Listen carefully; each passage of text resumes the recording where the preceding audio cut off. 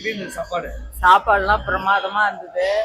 எனக்கு 2 வருஷமா operation 2 operation பண்ணி ரத்தமா போய் நான் காரக்குழம்பு எதுவுமே சாப்பிட்டதே கிடையாது எங்கேயுமே. இங்க வந்து அந்த வத்த குழம்பு சாப்பிட்டது எனக்கு இந்த மாதிரி நான் சாப்பிட்டதே கிடையாது. இந்த வத்த குழம்ப எதுல இருந்து அதே மாதிரி பாயாசம் எனக்கு பிடிச்சது. பாயாசம், வத்த குழம்பு, மோர், ரசம் அதை விட சூப்பரா இருந்தது. வத்த குழம்பும் மோர் பாயாசம் எல்லாம் நல்லா இருந்தது. சாப்பாடு ரொம்ப பிரமாதம். வத்த குழம்பு மறக்கவே முடியாது. நான் எதுவுமே சாப்பிட்டது கிடையாது. ரத்தமா போய் நான் கார குழம்புலாம் சாப்பிட்டதே கிடையாது. மோர் தான் 3 வருஷமா வெறும் மோர் சாதம் தான் சாப்பிட்டு வந்தா. இங்க வந்துதான் எல்லாமே சாப்பிட்டேன். ரொம்ப சந்தோஷம். உங்க ஆசீர்வாதம் எல்லாருமே இருக்குமா.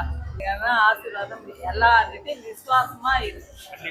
அதுவும் விசுவாசமா இருந்தீங்கன்னா உனக்கு எல்லாமே ஜெயிக்கிறாங்க.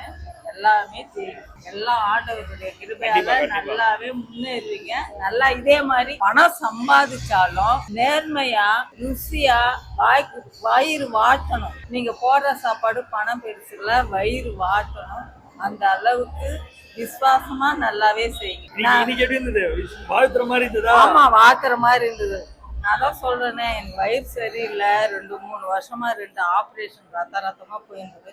நான் காரக்குழம்பு திரும்பி கூட நான் பார்த்தது கிடையாது. இங்க வந்து அவ்வளவா அந்த மோர் சாத்துக்கே காரக்குழம்பு தொட்டுங்க சார். பிரமாதமா இருந்துச்சு. பக்கத்து வீடு தான், கல்யாணத்துக்கு காரங்களுக்கு பக்கத்து வீடு தான். நீங்க சொல்றதே அவங்களுக்கு ரொம்ப ருசியாயிடும். ஆமா, திருப்தியாயிடும். ஆமா, நல்லா இருக்கு.